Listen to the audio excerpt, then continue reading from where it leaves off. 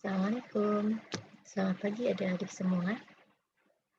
Alhamdulillahirrabbilalamin. Hari ini kita bertemu kembali ya untuk membahas materi terakhir keperawatan anak 2, yaitu terkait konsep sistem endokrin pada anak. Kemudian nanti kita juga akan membahas asuhan keperawatan terkait gangguan sistem endokrin pada anak. Ya, baik. Kita mulai saja. Kita review dulu ya. Terkait sistem endokrin, mungkin dulu di semester 1 adik-adik pernah mendapatkan materi ini ya. Nah, sistem endokrin sendiri adalah sistem kontrol kelenjar tanpa saluran. Artinya di sini kelenjarnya buntu gitu ya, dia tidak memiliki saluran. Nah, kelenjar ini menghasilkan hormon yang nantinya hormon tersebut tersirkulasi di tubuh melalui aliran darah. Nah, nanti hormon ini yang akan mempengaruhi organ-organ lain. Hormon di sini bertindak sebagai pembawa pesan. Dan pesan ini akan dibawa oleh aliran darah ke seluruh tubuh, ke berbagai sel di dalam tubuh, yang nanti selanjutnya akan menerjemahkan pesan tersebut menjadi suatu tindakan. Ya. Sistem endokrin dan sistem saraf itu bersifat otonom, berfungsi secara berurutan untuk mengatur pertumbuhan, metabolisme, serta reproduksi.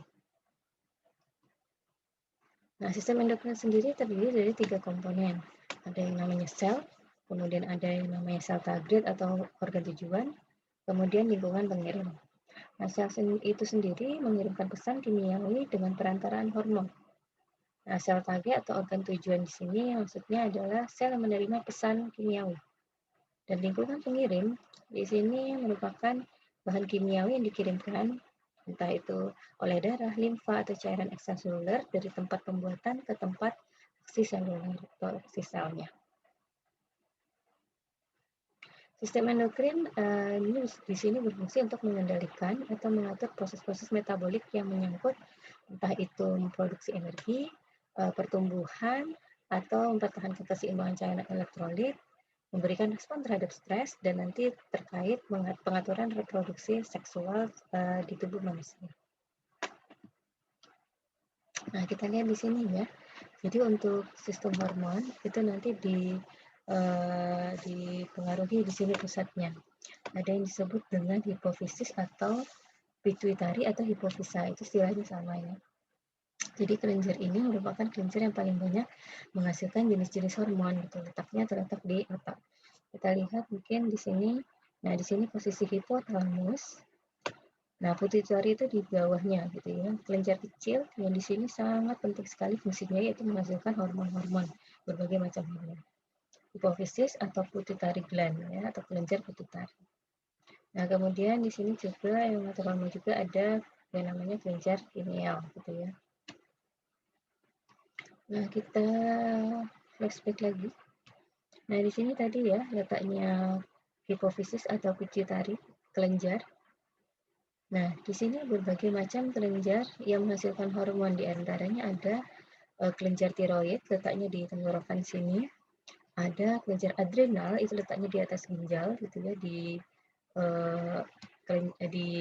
kelenjar yang nempel di ginjal, gitu ya. Kemudian ada yang namanya kelenjar ovari.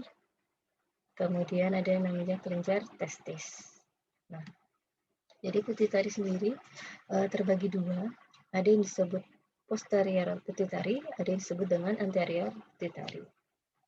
Nah, bagian anterior pituitari itu menghasilkan beberapa hormon, di antaranya adalah adrenokortikotropin, ada TSH atau thyroid stimulating hormone. Nah, kemudian ada menghasilkan FSH, kemudian LH atau luteinizing hormone, growth hormone, sama prolaktin. Sedangkan bagian posterior pituitari itu menghasilkan hormon vasopresin dan hormon oksitosin. Nah, hormon-hormon ini yang nanti akan mempengaruhi kerja kelenjar yang lain gitu ya. Di antaranya kelenjar tiroid, di sini akan dia menghasilkan hormon T3, T4 gitu ya, kalsitonin. Kemudian di adrenal nanti dihasilkan hormon yang namanya kortisol, aldosteron, androgen, epinefrin, norepinefrin, itu dihasilkan di kelenjar adrenal semua.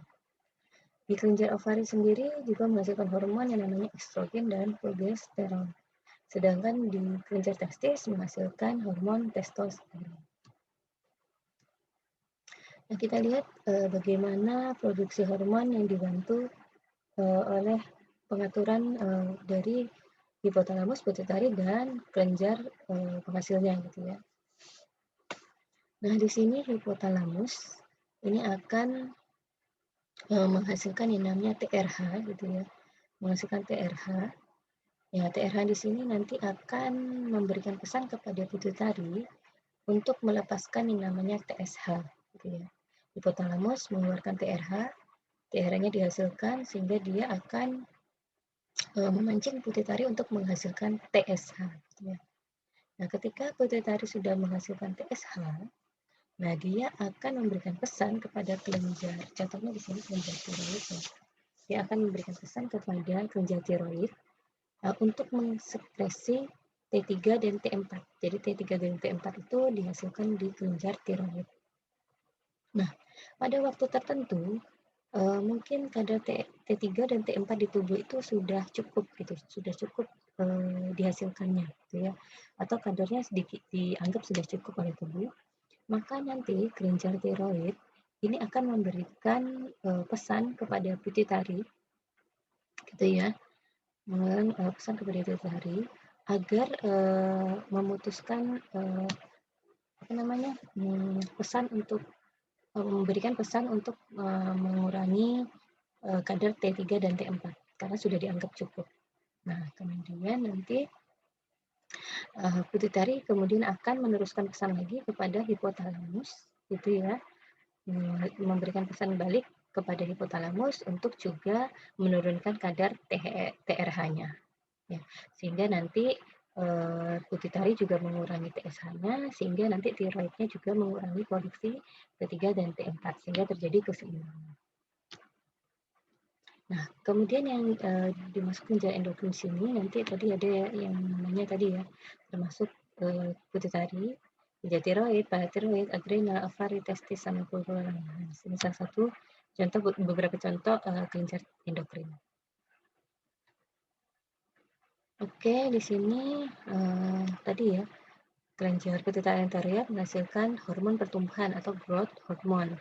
Tentunya hormon pertumbuhan yaitu fungsinya ya tentu untuk meningkatkan pertumbuhan tulang dan jaringan lunak ya.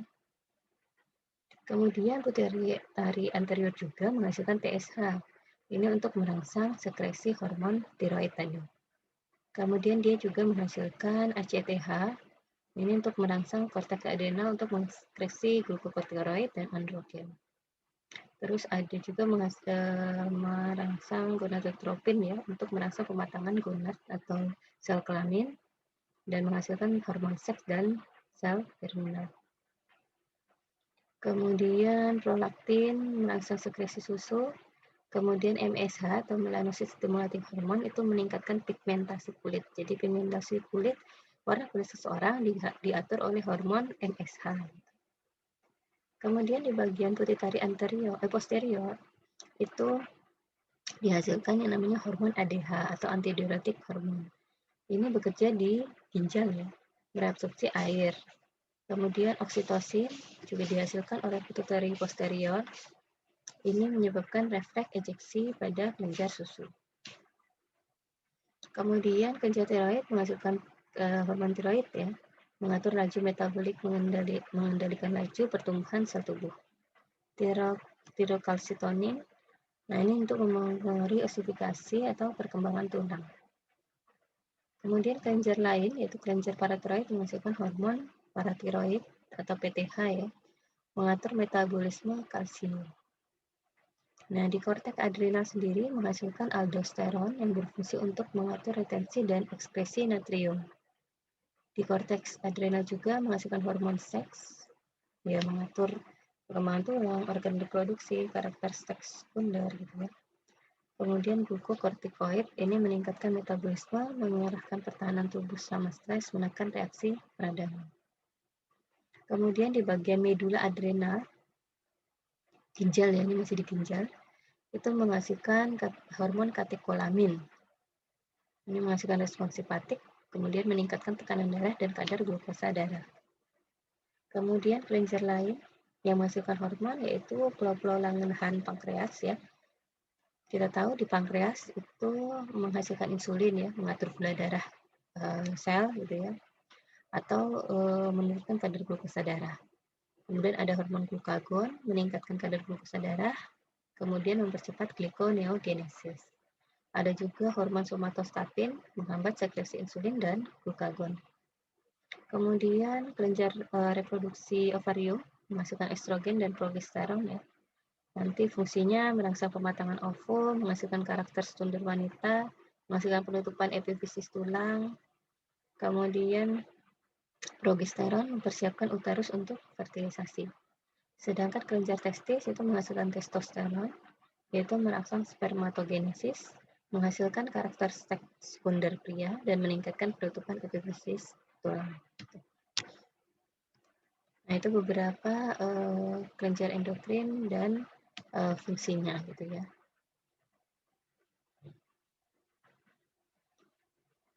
Kemudian selanjutnya, nah sebenarnya apa sih yang disebut hormon itu? Hormon merupakan substansi zat kimia kompleks yang diproduksi tadi oleh kelenjar penghasilnya ya, dan dikeluarkan ke dalam cairan tubuh oleh sel atau sekumpulan sel yang menghasilkan efek pengendalian fisiologis pada sel-sel lainnya. Nah, hormon sendiri nanti terbagi tiga.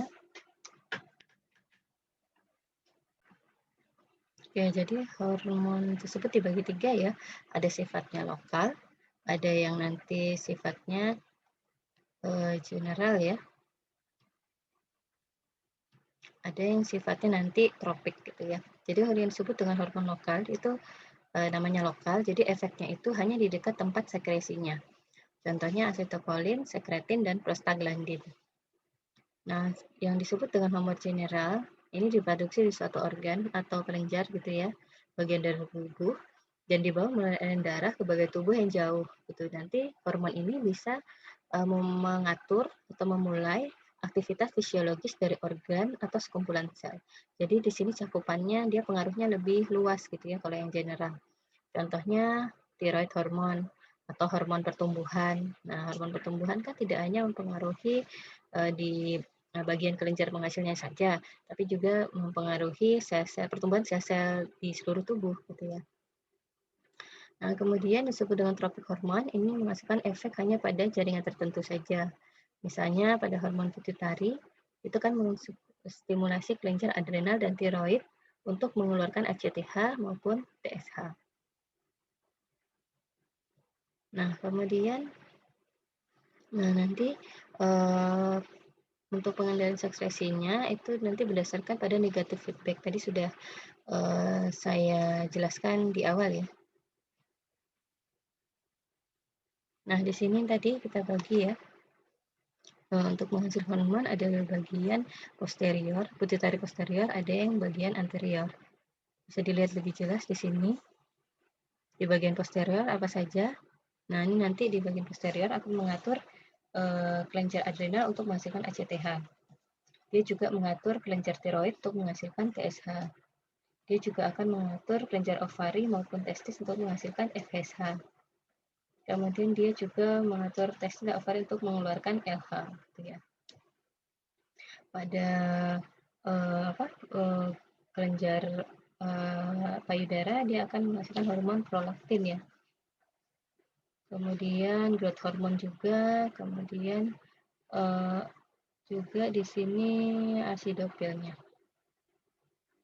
Kemudian di bagian posterior dia akan mengatur kelenjar adrenal di ginjal. Kemudian dia juga mengatur pengeluaran oksitosin di kelenjar payudara. Kemudian di uterus juga nanti dihasilkan oksitosin.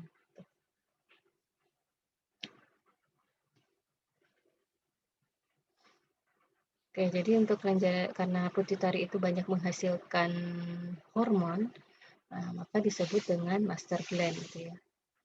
Nah, tropik hormon dikeluarkan oleh pituitari anterior. Nah, yang di sini fungsinya untuk mengatur sekresi hormon dan berbagai organ target gitu ya. Ketika konsentrasi hormon dalam target dalam darah mencapai normal gitu ya tadi, nah pesan negatif dikirimkan ke pituitari anterior untuk menghambat pelepasan hormon tropik. Sehingga nanti TSH merespon kadar yang rendah atau TH dalam darah.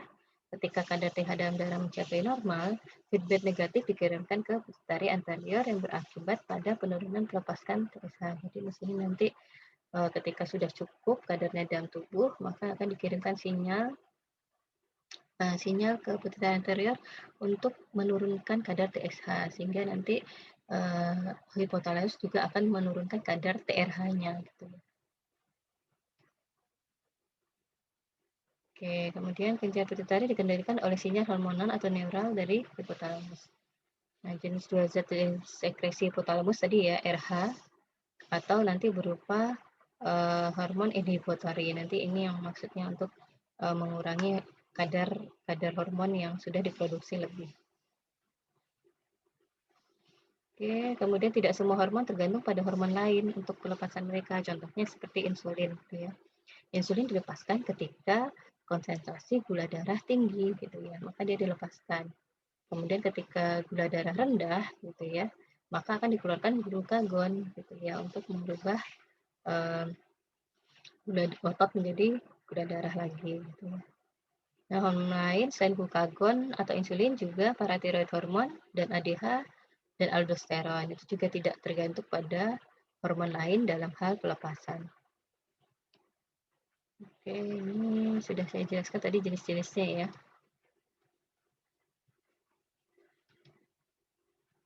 Oke, jadi masalah endokrin terjadi karena adanya hipofungsi atau hiperfungsi dari kelenjar. Hipofungsi artinya berarti fungsi kelenjar tadi yang menghasilkan kurang jumlahnya gitu ya. Sedangkan hiperfungsi itu maksudnya adalah kelenjar tersebut menghasilkan hormon yang berlebih.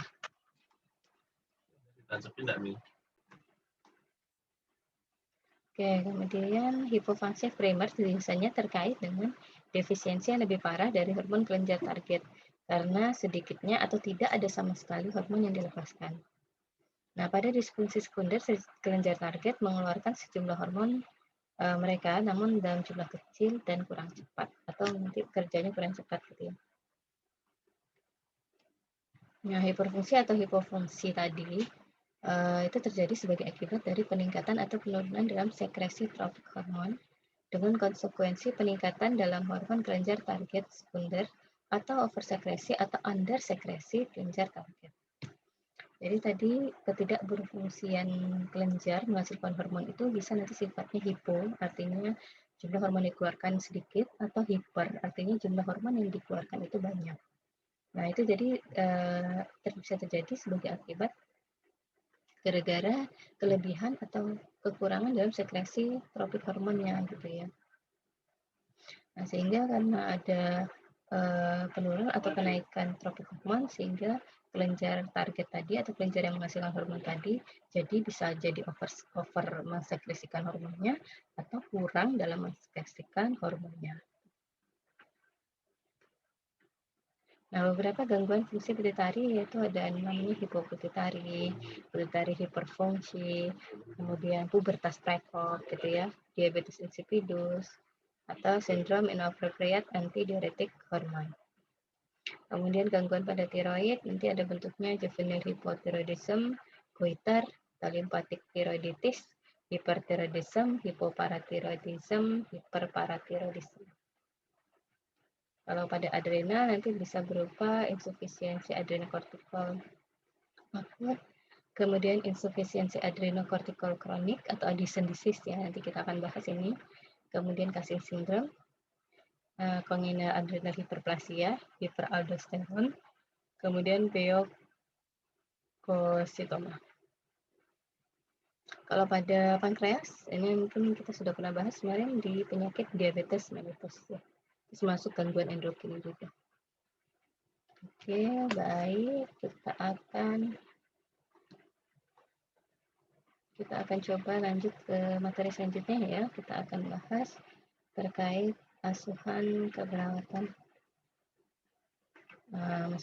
Kita masuk ke lebih spesifik lagi, yaitu asuhan keperawatan pada anak dengan gangguan sistem endokrin. Nah, nanti di sini kita akan bahas 3 masalah ya. Ada yang disebut dengan gigantisme, kemudian Addison disease, Cushing syndrome. Oke. Nah, di sini yang disebut dengan asuhan keperawatan pada anak dengan gigantisme. Apakah adik-adik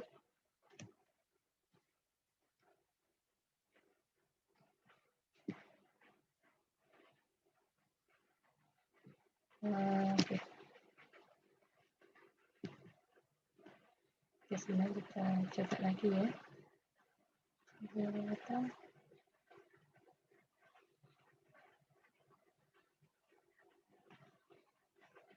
Oke.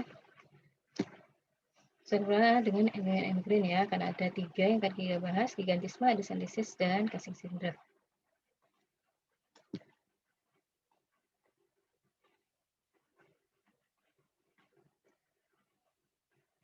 Oke. Ini ya, ini sudah kelihatan ya. Kita masuk yang pertama dulu, yaitu pada gigantisme. Mungkin adik-adik pernah dengar sebelumnya asuhan keperawatan anak dengan gigantisme, gitu ya. Gigantisme, giga, jadi identik dengan tubuh yang besar, gitu ya. Jadi pertumbuhan yang besar. Nah, di sini kita tahu pada bagian anterior kelenjar hipofisis atau pituitari gitu ya, pituitari anterior itu mempunyai banyak fungsi. Dan dia juga memiliki kemampuan dalam mengatur fungsi-fungsi dari kelenjar endokrin lain. Nah, pada bagian anterior kelenjar hipofisis ini dikenal dengan tadi kita sudah singgung juga sebagai master gland ya pada pituitari anterior. Nah, sel-sel hipofisis anterior itu atau pituitari anterior merupakan sel-sel yang khusus mensekresi hormon-hormon tertentu. Nah, 7 macam hormon tadi yang dihasilkan oleh pituitari anterior itu diantaranya adalah ada yang tadi disebut ACTH, MSH gitu ya, TSH, follicle stimulating hormone atau FSH, LH, GH, dan prolaktin. Nah, ini 7 hormon dihasilkan oleh pituitari anterior. Nah, salah satu hormon yang dihasilkan tadi pituitari anterior adalah growth hormone atau hormon pertumbuhan. Nah, hormon pertumbuhan merupakan hormon yang diproduksi oleh pituitari anterior yang di sini dia bekerja untuk meningkatkan pertumbuhan dan metabolisme di target selnya. Targetnya selnya siapa? Yaitu ya sel-sel di seluruh tubuh. Gitu ya. Nah, sel target dari hormon tersebut itu berlokasi di semua bagian tubuh kita. Hormon pertumbuhan juga mempunyai peran itu jadi nanti dalam mensintesis somatomedin di hati, kemudian menstimulasi pemanjangan dari lempeng-lempeng epifisis tulang. Gitu ya. Nah, efek metabolik dari adanya growth hormone tadi yaitu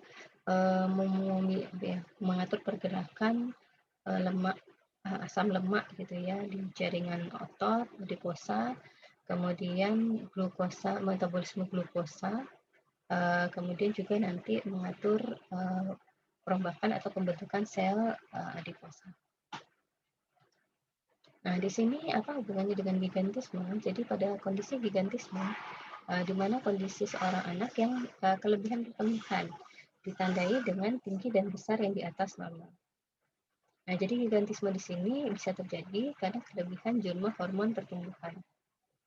Ya, jadi dia tumbuhnya sangat pesat gitu ya karena hormon pertumbuhan yang berlebih. Nah, gigantisme tadi disebutkan oleh sekresi growth hormone yang berlebih ya. Nah, kenapa growth hormonnya itu bisa disekresi berlebih? Bisa jadi diakibatkan karena adanya tumor pada hipofisis atau pituitarinya yang mensekresi growth hormone gitu ya. Atau bisa juga karena kelainan hipotalamus yang mengarah pada pelepasan growth hormone secara berlebihan. Jadi bisa dua yang karena tumor pada pituitarinya atau hipofisisnya, bisa karena kelainan pada hipotalamusnya.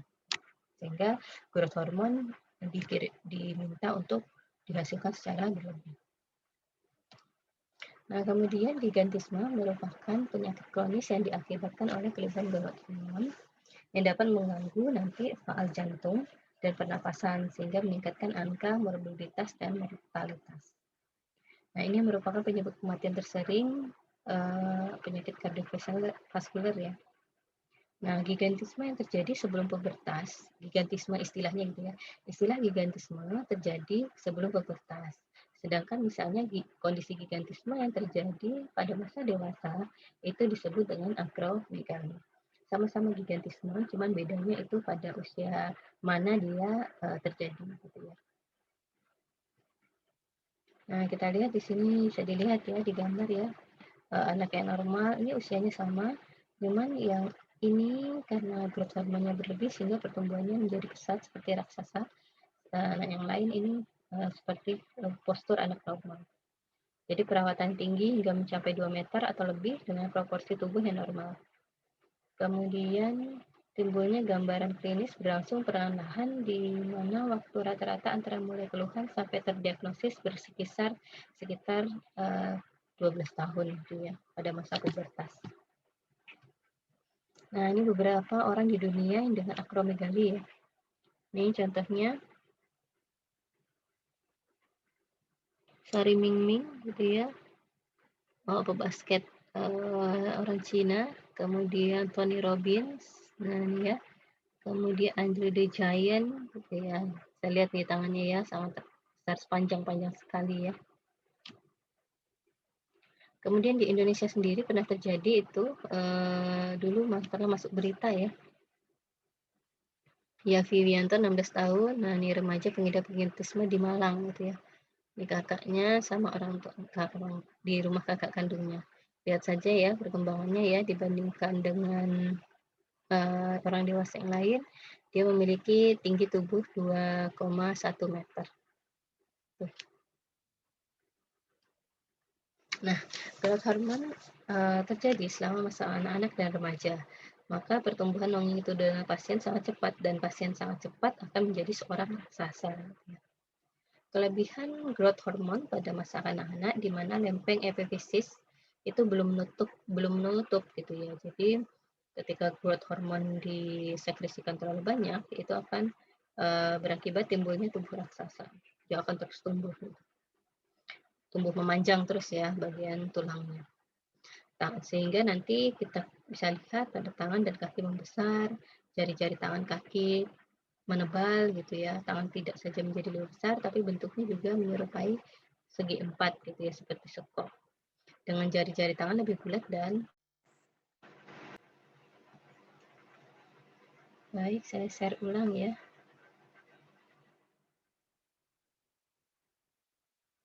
Oke, bisa dilihat di sini ya perbedaan jari-jarinya, baik itu jari kaki maupun jari tangan.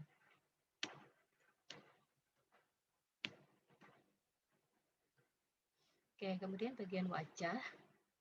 Nah, ini pada bagian wajah, ini nanti bagian wajah semakin kasar, kemudian sinus paranasalis dan sinus frontalis membesar, bagian frontal wajah itu menonjol, supraorbitan menjadi semakin nyata, dan terjadi deformitas mandibula serta timbulnya prognatism atau rahang menjorok ke bagian depan. Oke, ini juga kasus gigantisme di dunia ya. Oke, bagaimana apa yang harus kita lakukan pada kasus ini? Untuk pemeriksaan penunjang sendiri nanti bisa dilakukan pemeriksaan radiografik tengkorak pasien.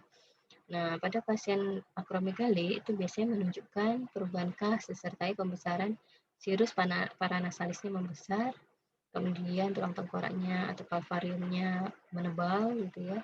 Kemudian terjadi deformitas mandibula. Yang paling penting adalah penebalan dan destruksi sel tursika yang menimbulkan dugaan adanya tumor hipofisis.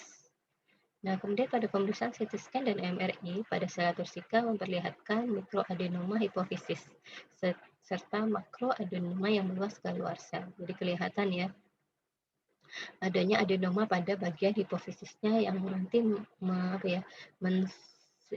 memicu terjadinya pelepasan GH yang sangat berlebih.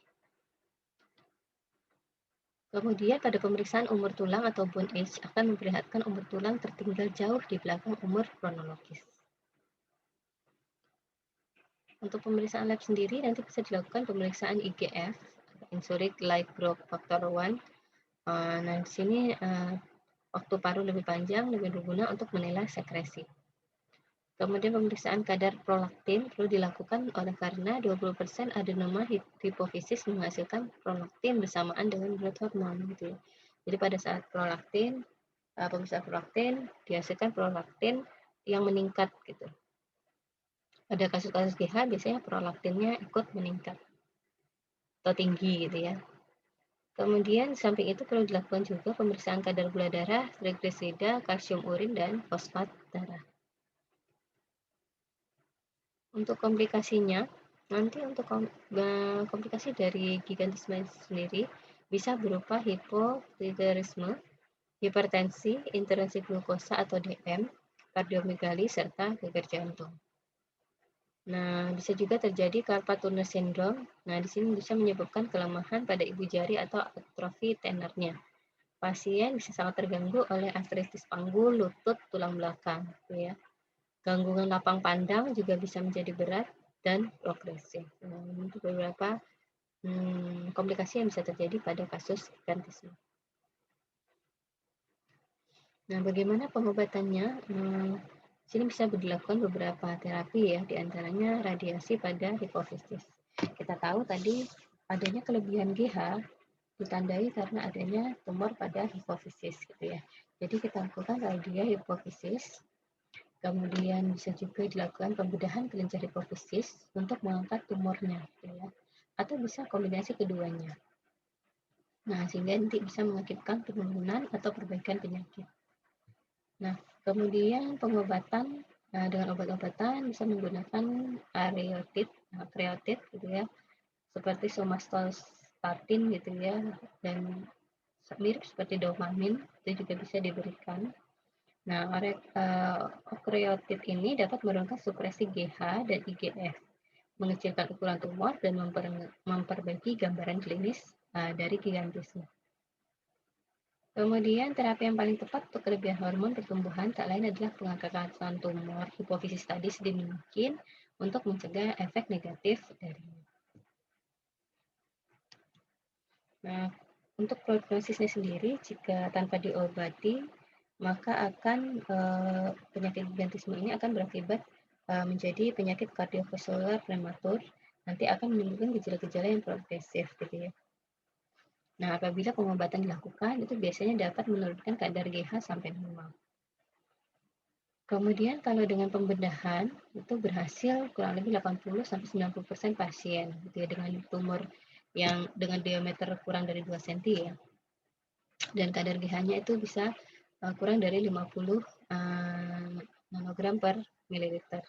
Nah, pasca pembedahan biasanya nanti bentuk faal hipofisis itu tetap baik, kemudian pembekakan pada jaringan lunak menyusut.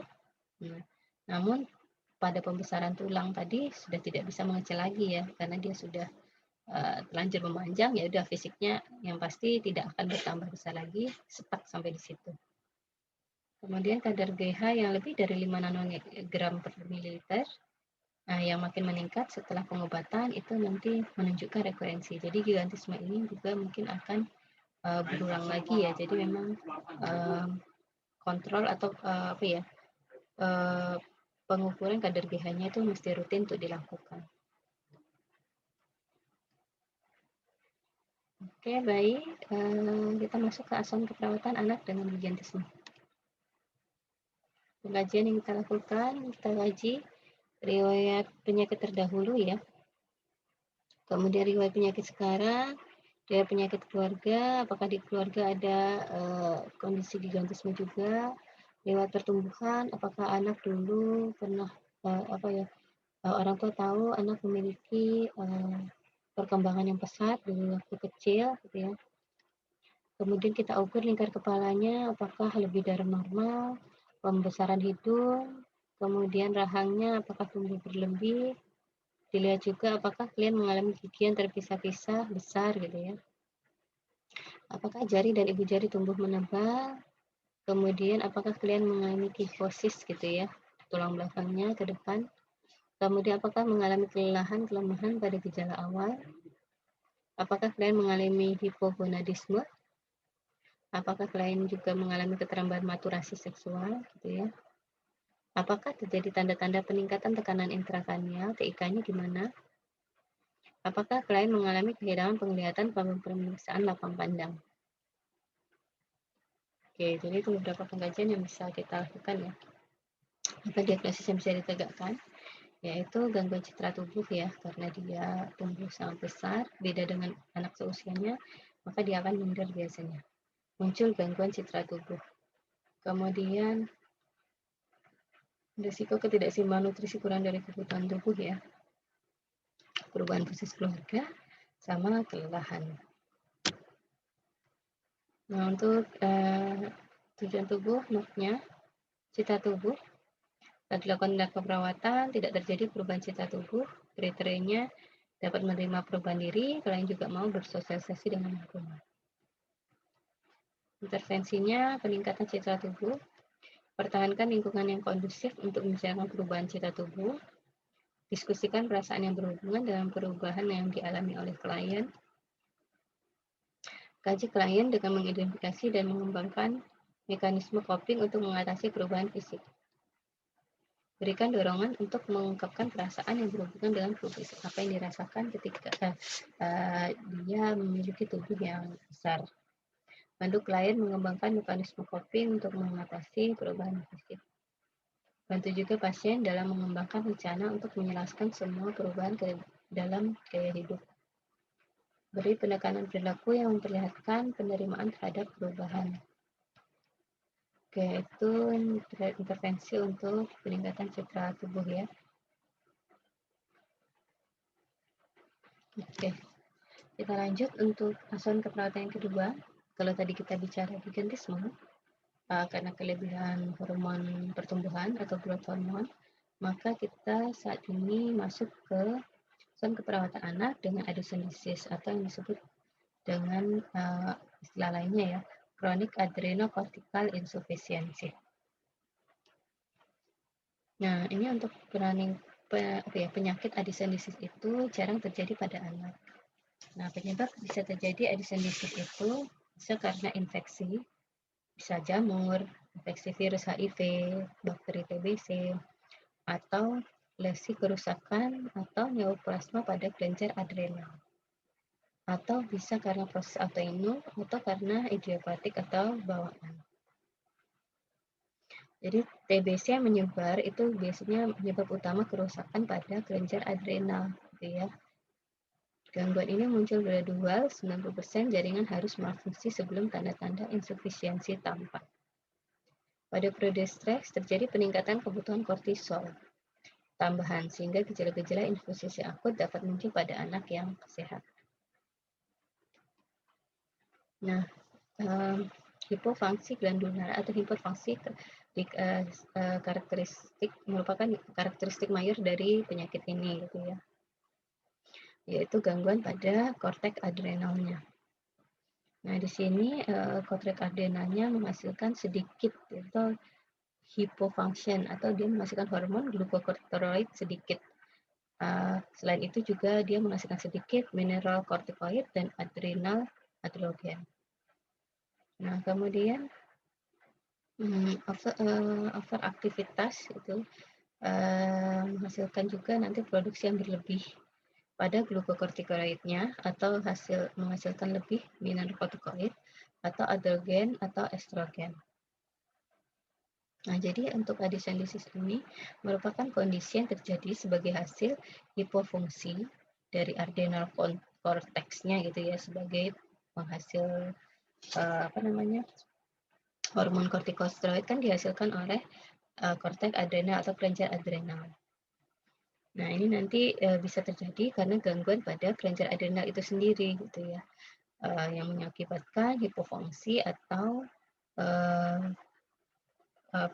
hipofungsi dari pituitari yang mengatur hipotalamusnya.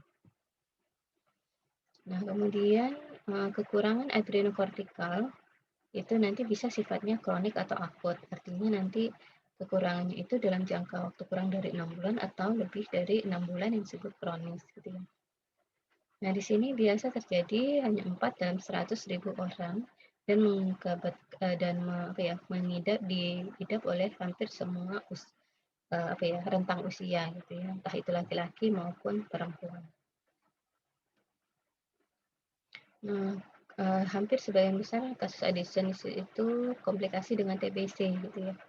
Kemudian 70% juga berhubungan dengan bawaan atau idiopatik.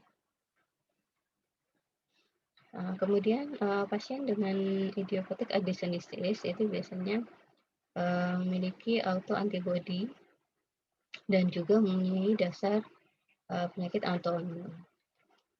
Dan sedikit kasus adhesion disease disebabkan karena neoplasma, amyloidosis, atau karena infeksi jamur gitu. Oke, siapa yang beresiko untuk terkena adhesion disease? Di sini nanti yaitu orang-orang dengan infeksi HIV atau AIDS gitu ya. Kemudian TBC sekitar 20% kasus. Kemudian riwayat gangguan endokrin lain gitu ya. Kemudian dia mengkonsumsi glukokortikoid lebih dari 3 minggu dengan dia berhenti secara tiba-tiba. Setelah 3 minggu konsumsi dia berhenti tiba-tiba, itu bisa memunculkan kondisi adhesion disease. Atau mengkonsumsi glukokortikoid lebih dari 1 dalam sehari. Kemudian adrenalektomi atau pengangkatan kelenjar adrenal juga bisa berisiko untuk terkena adhesion disease. Nah, apa efek pada penyakit adhesion ini?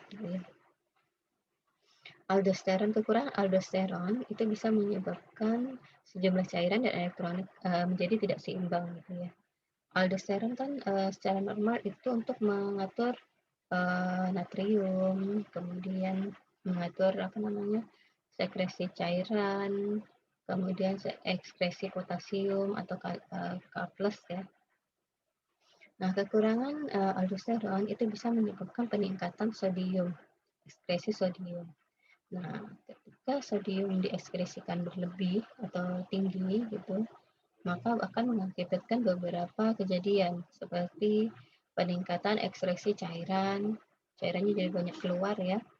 Kemudian ekstraseluler volumenya menjadi berkurang, kemudian jadi berkembang menjadi hipotensi gitu ya. Kemudian penurunan curah jantung, jantung menjadi lebih kecil sebagai hasil dari workload gitu ya, overload kerja gitu. Kemudian tensi rendah tadi menjadi berat, kemudian cardiovascular activity menjadi lemah gitu ya. Nah, nanti akhirnya jadi sirkulasinya menjadi kolaps, shock, dan sehingga nanti berujung dengan kematian. Nah, kekurangan glukokortikoid itu bisa menyebabkan gangguan metabolik gitu ya, meluas. Ketika glukokortikoid menjadi kurang, gluconeogenesis juga menurun gitu ya. Kemudian sehingga biasanya pasiennya menjadi lemah, kemudian menjadi anoreksia, kehilangan berat badan, nausea, kemudian vomit atau muntah ya. Nah, sebagai akhir nanti kekurangan kortisol itu bisa mengakibatkan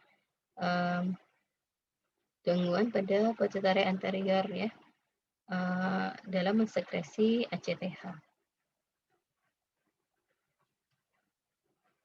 Kemudian MSH stimulasi melanosit epidermal ya. Jadi tadi MSH untuk mengatur warna kulit tadi ya MSH ya. Nah, di sini peningkatan ACTH oleh pituitary anterior, nah itu akan meningkatkan pigmentasi kulit gitu dan membran mukosa. Jadi biasanya nanti dia kulitnya akan lebih gelap gitu ya. Kemudian kekurangan androgen itu juga akan menyebabkan gejala pada laki-laki, yaitu nanti penurunan suplai hormon seksnya. Gitu. Kalau pada perempuan itu nanti masih tergantung dari korteks adrenalnya, apakah dia masih bisa secara adekuat menghasilkan sekresi androgen atau tidak. Nah, sekresi hormon oleh adrenokortik juga merupakan hal yang penting dalam kehidupan gitu ya. Nah, pada kasus adhesion disease yang tidak diobati, maka nanti bisa berakibat fatal. Nah, ini bisa dilihat ya tanda gejala adhesion disease. Nanti dia akan peningkatan kadar MSH atau melanocyte stimulating hormone sehingga nanti kulitnya akan lebih gelap. Kemudian perubahan pada distribusi rambut pada tubuh. Kemudian gangguan pencernaan juga ya, kelemahan, berat badan turun, kemudian tensinya turun, hipoglikemi juga. Kemudian ada ciri khas gejala khusus pada Addison disease, yaitu nanti dia akan ditemukan fatigue, dehidrasi, kemudian tekanan darah rendah, kemudian ditemukan tanda-tanda gagal ginjal, natriumnya turun, kemudian kaliumnya tinggi. Ini tadi manifestasinya sudah saya jelaskan di depan ya. Nah, ini bisa kita lihat juga nanti tanda gejalanya. Nah, di sini lihat pigmentasinya gelap ya. Bisa dilihat juga di bagian kuku, gigi gitu ya, gusi gitu, biasanya nanti ikut berwarna gelap.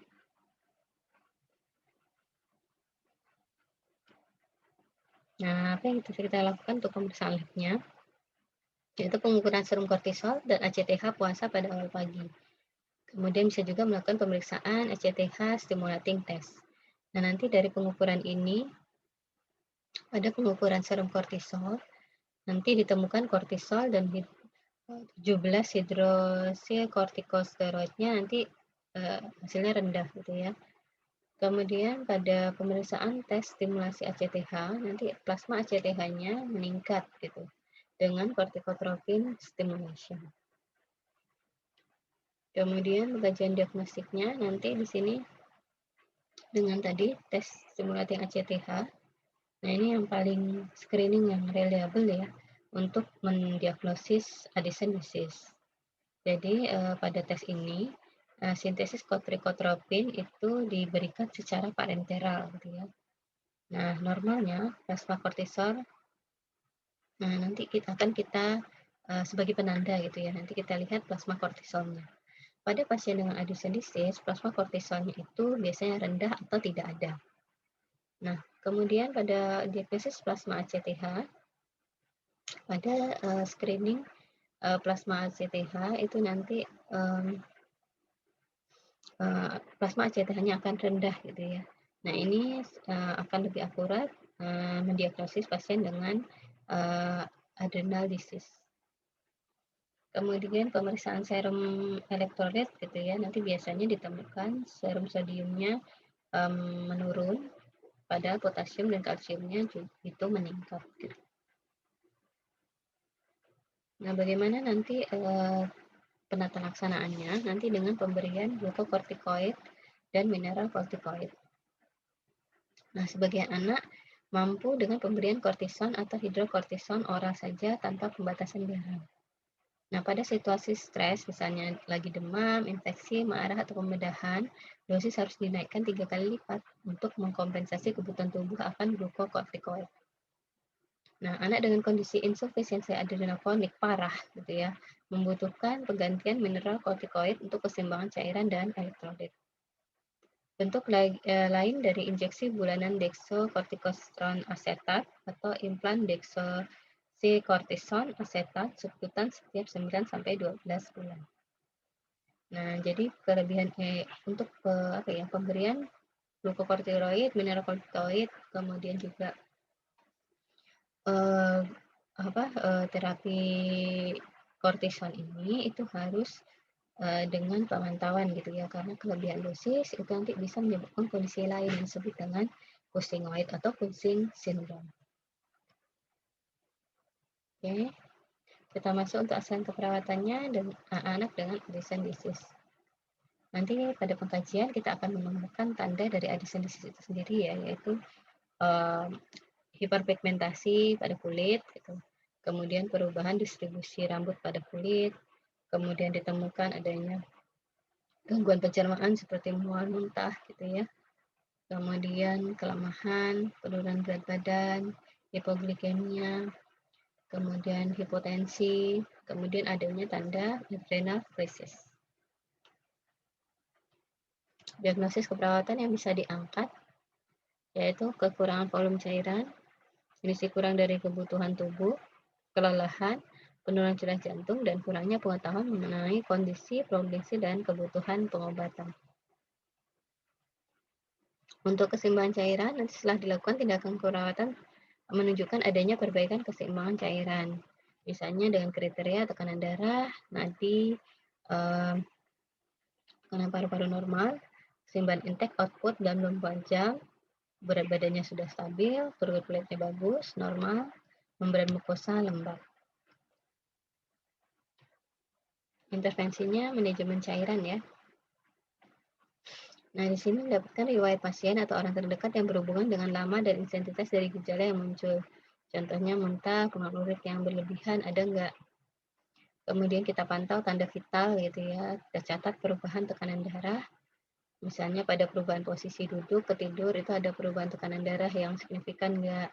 Kemudian nadinya, bagaimana kekuatannya, ukur dan timbang berat badan setiap hari, kaji pasien mengenai adanya rasa haus, kelelahan, nabis cepat, pengisian kapiler memanjang, perubahan kulit jelek, membran mukosa kering, kemudian catat warna kulit dan temperaturnya.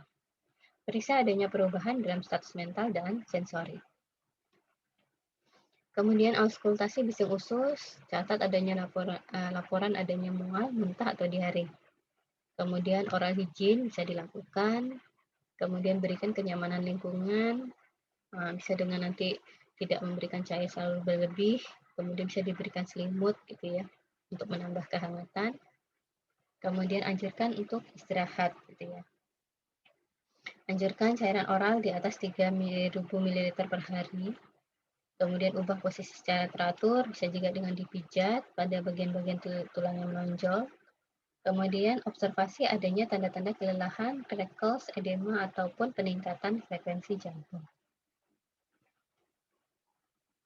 Nah, kemudian di sini beberapa hal yang perlu jadi catatan dalam memberikan perawatan pada anak. Jadi kita harus membimbing orang tua dalam memberikan terapi obat. Jadi di sini orang tua harus menyadari bahwa pemberian kortisol ini harus secara terus-menerus. Penghentian yang mendadak itu akan menimbulkan bahaya krisis atau krisis akut adrenal. Di sini orang tua disiapkan untuk memiliki injeksi hidrokortison siap suntik dan diajari cara penyuntikannya. Jadi nanti cara IM gitu ya. Pada kejadian krisis, pemberian kortison yang tidak perlu tidak akan membahayakan anak, tetapi jika diperlukan dapat menyelamatkan hidup. Orang tua harus melaporkan jika ada kejadian insufisiensi akut adrenal pada perawat segera. Orang tua juga harus tahu gitu ya, bahwa pemberian kortison ini dia memiliki efek samping. Misalnya seperti iritasi pada lambung, kemudian peningkatan aktivitas anak dan tidak bisa tidur, peningkatan berat badan, perubahan perilaku seperti depresi atau euforia. Orang tua harus waspada tentang tanda-tanda overdosis dan melaporkan pada dokter atau nurse. Obatnya sangat pahit, jadi obat kortison ini sangat pahit gitu ya, sehingga merupakan tantangan dalam memberikan kepada anak. Pastikan lingkungan rumah dalam kondisi stabil, tidak menimbulkan stres, karena kondisi stres dia harus ketika anak stres maka konsumsi kortison itu harus ditingkatkan. Anak menggunakan alat penanda medis seperti gelang khusus agar mudah dikenali dan diberikan tindakan pada saat kondisi darurat. Oke, baik. Itu tadi sekilas terkait Addison disease. Silahkan jika ada pertanyaan nanti bisa dituliskan di forum e-learning ya. Kita lanjut ke gangguan yang ketiga, yaitu anak dengan Cushing syndrome. Apakah adik-adik sudah pernah dengar istilah Cushing syndrome? Oke, Cushing syndrome merupakan sekumpulan manifestasi karakteristik yang disebabkan oleh kadar kortisol bebas yang berlebih dalam sirkulasi. Cushing syndrome bisa berasal dari banyak penyebab, bisa dari putih taringnya, atau dari kelenjar adrenalnya, atau atopik, iatrogenik, atau dari ketergantungan makanan. Nah, ini juga jarang terjadi pada anak, biasanya karena kelebihan atau pemakaian terapi steroid jangka panjang. Kemudian penghentian terapi steroid mendadak dapat menyebabkan krisis akut adrenal. Ini masih berhubungan dengan Addison disease tadi ya. Kemudian jadi ketika harus menghentikan pemberian steroid itu harus secara gradual atau bertahap. Oke, penyebab Cushing syndrome ini bisa berasal dari putih taringnya, bisa karena hiperplasia pada kelenjar adrenal, ya, sehingga menyebabkan kelebihan ACTH. Bisa karena kelenjar adrenal. Nah, di sini adrenalnya mensekresi berlebih glukokortikoid, gitu ya. Karena kondisi misalnya ada neoplasma pada adrenokortikalnya. atau karena ektopik. Nah, ini Cushing syndrome dengan sekresi autonom ACTH paling banyak disebabkan oleh neoplasma extrapituitary. Kalau disebut dengan iatrogenik, jadi Cushing syndrome yang seringkali disebabkan oleh pemberian kortikosteroid eksogen dalam jumlah yang sangat besar. Nah, bisa jadi karena 4 faktor ini. Entah dari faktor pituitarinya atau dari kelenjar adrenalnya, atau karena ektopik atau iatrogenik. Kemudian klasifikasi dan etiologi dari ACTH. Ada yang disebut dengan di sini sindrom Cushing tergantung ACTH atau juga sindrom Cushing yang tidak tergantung ACTH. Pada sindrom Cushing tergantung ACTH, pada tipe ini hipersekresi glukokortikoid dipengaruhi oleh hipersekresi ACTH. Hipersekresi kronik ACTH akan menyebabkan hiperplasia zona fasciculata dan zona reticularis cortex adrenal. Hiperplasia ini mengakibatkan hipersekresi adrenokortikal seperti glukokortikoid dan androgen.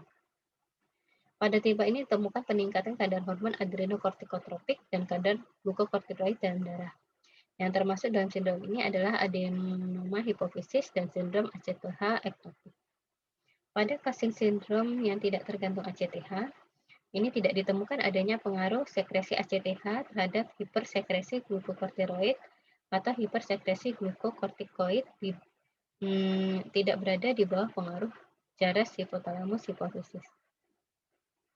Pada tipe ini ditemukan peningkatan kadar glukokortikoid dalam darah, sedangkan kadar ACTH-nya menurun. Ya.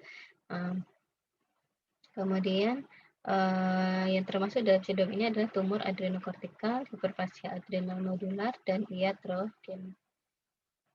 Jadi di sini sama-sama sebenarnya intinya sama-sama terjadi peningkatan kadar glukokortikoid gitu ya.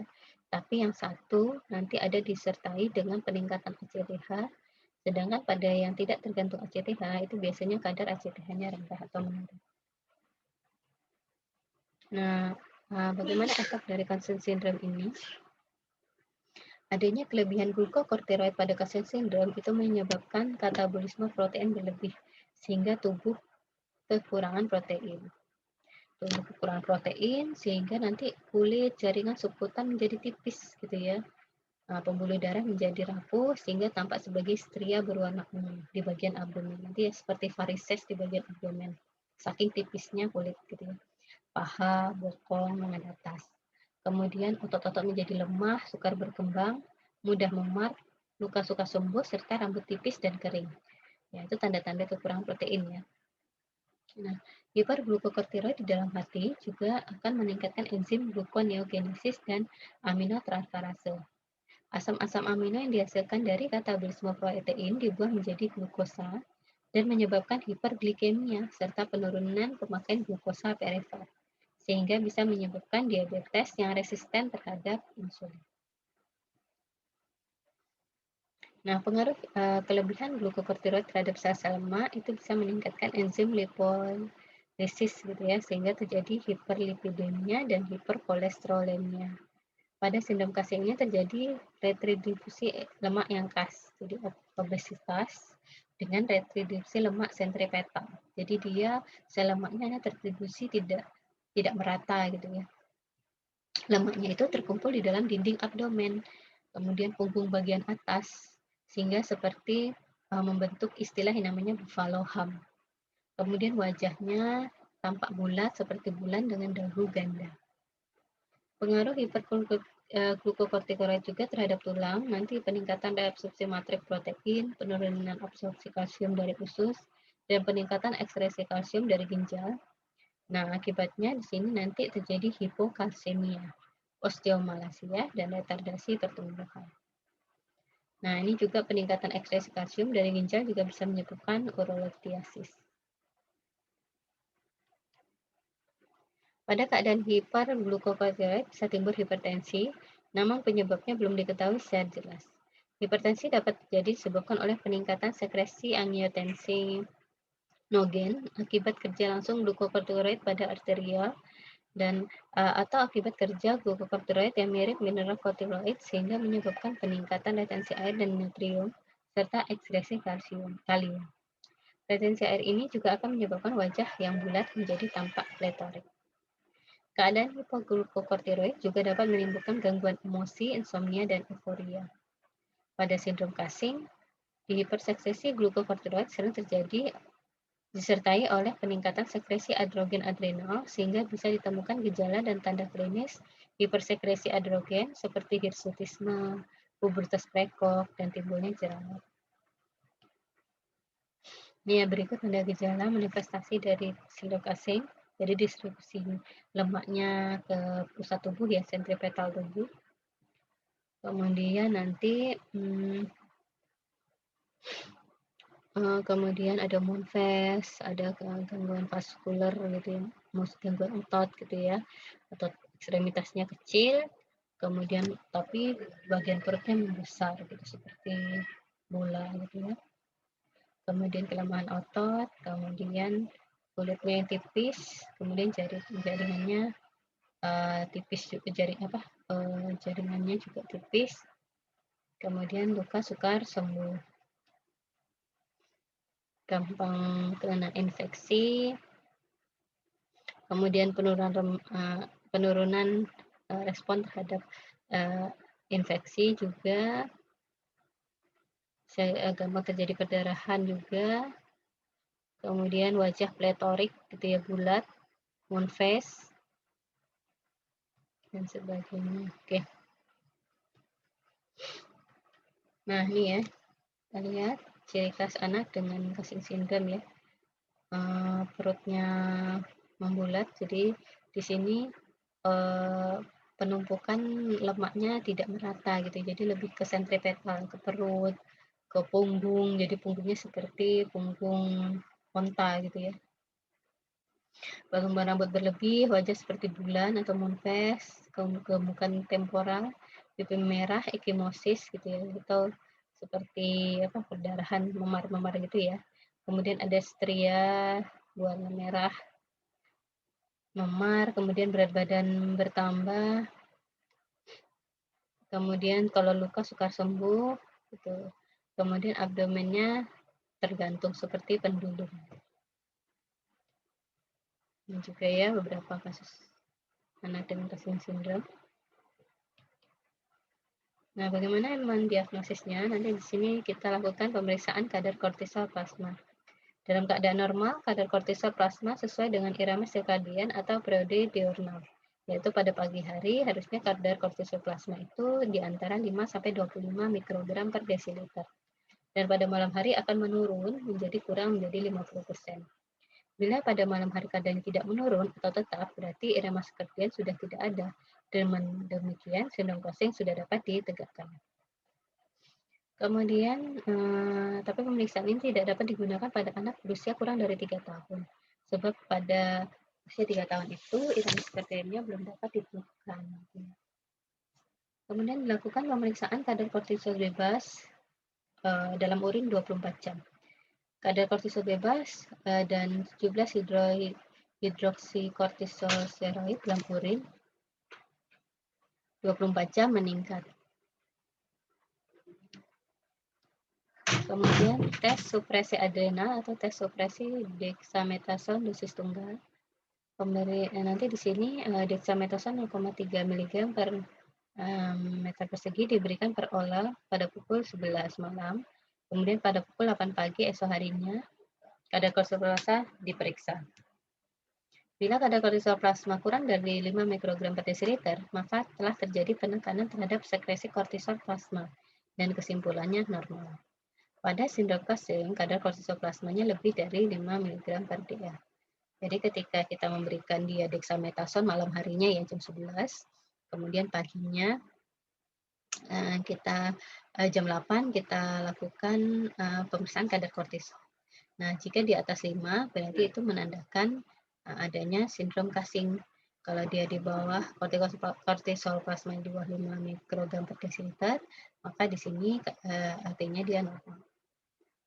Nah, pemeriksaan lain yaitu pemeriksaan kadar glukosa darah puasa untuk melihat hiperglikemia atau tidak gitu ya. Kemudian kadar elektrolit serum untuk melihat hipokalemia dan alkalosisnya terjadi atau tidak. Kemudian dilihat pemeriksaan radiografi tulang itu nanti menunjukkan osteoporosis. Pada pemeriksaan tengkorak ini nanti ditandai dengan pembesaran sela tursita. Nah, bagaimana nanti manajemen terapeutiknya? Nanti tergantung penyebabnya. Nah, tadi penyebabnya ada 4 ya, ada pituitari, tadi iatrogenik gitu ya dan sebagainya. Jadi sebagian besar kasus itu dengan dilakukan pembedahan atau bilateral adrenalektomi. Pembedahan pada kelenjar adrenalnya. Kemudian pemberian hormon kortiko postoperatif, terapi yang sama dengan terapi untuk insufisien adrenal kronik. Jika ada tumor pituitari, observasi pembedahan atau iradiasi bisa dilakukan itu. Pada kondisi lain, misalnya penyebabnya karena treatment panipotuiterisme, pemberian GH, ekstrak steroid, ABH, gonadotropin, dan steroid bisa dilakukan gitu ya. Oke, kemudian asuhan keperawatan anak dengan Cushing syndrome. Kita kaji nanti riwayat termasuk informasi pasien, bagaimana aktivitasnya, kemampuannya melakukan aktivitas rutin gitu ya. Kemudian aktivitas perawatan diri apakah anak bisa atau tidak.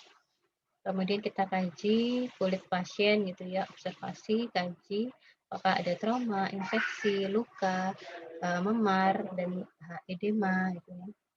Kemudian kita lihat dalam penampakan fisiknya, karena pada anak Cushing syndrome ini kan fisiknya khas sekali ya, jadi kita lihat dari fisiknya itu ada ketidaknormalan atau tidak.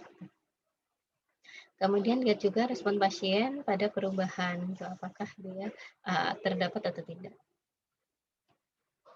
Diagnosis yang bisa kita letakkan pada kasus Cushing syndrome yaitu defisit perawatan diri, ya, berhubungan dengan kelemahan, fatigue, kelemahan otot, dan perubahan pola tidur. Kemudian kerusakan integritas kulit berhubungan dengan edema, kegagalan penyembuhan, kulit tipis, rapuh, jadi gampang luka. Perubahan citra tubuh berhubungan dengan perubahan penampilan fisik, kerusakan fungsi seksual, dan penurunan level aktivitas. Kemudian perubahan fungsi mental berhubungan dengan ketidakseimbangan emosi, mood, dan depresi. Dan terakhir resiko infeksi. Kemudian NOC-nya perawatan diri atau kebersihan. Nanti setelah dilakukan tindak perawatan, klien dapat melakukan perawatan diri dengan kriteria mampu mencuci tangan, mampu mempertahankan kebersihan mulut, mampu mengeramas rambut, menyisir rambut, mempertahankan kebersihan tubuh, mempertahankan penampilan yang rapi. Untuk intervensinya, bantu untuk perawatan diri anak ya. Jadi kita monitor kemampuan perawatan diri secara mandiri. Berikan bantuan sampai pasien mampu melakukan perawatan diri secara mandiri. Dorong pasien untuk melakukan aktivitas normal sehari-hari sampai batas kemampuan pasien. Dorong kemandirian pasien, tetapi bantu ketika pasien tidak dapat melakukannya. Ajarkan keluarga untuk menunggu kemandirian dengan membantu hanya ketika pasien tidak mampu melakukan perawatan diri. Ciptakan rutinitas aktivitas perawatan diri. Kemudian untuk manajemen perawatannya ya, nanti di sini tergantung penyebabnya. Kalau tadi Cushing syndrome disebabkan karena terapi steroid, efek bisa dikurangi dengan pemberian obat steroid pada awal pagi dan setiap 2 hari sekali. Jadi ini nanti mempertahankan pola sekresi kortisol diurnal normal. Kemudian berikan penjelasan sebelum operasi tentang manfaat dan kerugian operasi. Kemudian perlu juga dilakukan pendidikan kesehatan pasca operasi terkait pemberian obat. Kemudian jelaskan tentang anoreksia dan muntah umum terjadi apalagi jika terpasang NGT. Nyeri pada otot dan sendi juga umum terjadi, jadi perlu memang dibantu nanti dengan analgesik. Kemudian depresi psikologis juga sering terjadi. Orang tua harus menyadari alasan fisiologis terjadinya gejala-gejala sehingga nanti bisa suportif pada anaknya. Oke. Baik, itu yang terakhir yang bisa saya sampaikan terkait Cushing syndrome ya. Jadi tadi sudah kita bahas terkait 3 gangguan yang bisa terjadi pada anak dengan gangguan sistem endokrin. Saya kira itu. Terima kasih untuk perhatiannya. Segala pertanyaan yang masih atau dari penjelasan saya ingin ditanyakan yang belum jelas, silakan bisa dituliskan di forum diskusi e-learning. Baik, kita cukupkan. Kita tutup dengan hamdalah. Saya pamit. Assalamualaikum warahmatullahi wabarakatuh.